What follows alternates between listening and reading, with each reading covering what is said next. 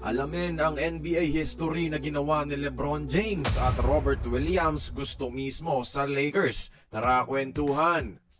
Sa year 22 ni LeBron sa NBA mga idol, NBA history na naman ang ginawa niya. Isang NBA record na siya lang ang nakagawa sa 2024-25 NBA season. LeBron James was the only player to record a perfect field goal shooting in dunks last season. Sa year 22 mga idol, sa 71 dunk attempts ni LeBron, 71 din ang pumasok. 100% dunk field goals. Only player sa NBA na nakagawa niyan. Patunay ito ng ageless athleticism ni LeBron na hindi kumukupas mga idol. Kahit kailan di nagkaroon ng ganitong record si Michael Jordan sa ganitong edad. Ano na naman kayang mga bagong record ang gagawin niya next season mga idol?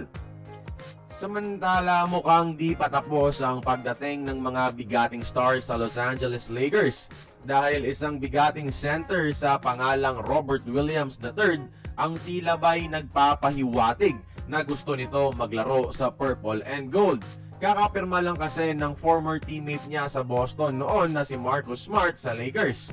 At pinost ni Rob Williams sa kanyang Instagram story ang picture ni Smart hawak ang Lakers jersey.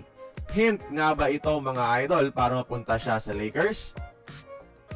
Kung sakali magiging backup ni Ayton itong si Robert Williams, salitan lang silang dalawa sa posisyon.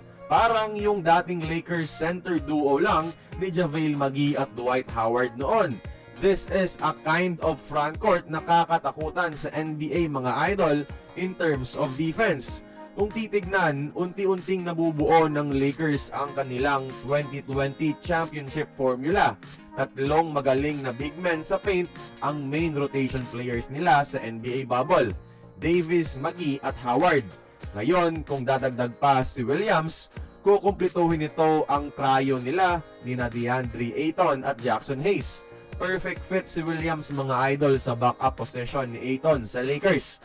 Kung dominant sa poste si Ayton bilang sentro, siya naman dominant bilang isang rim running big man at alley-oop threat. At hindi nauubusan ng playmakers ang Lake Show.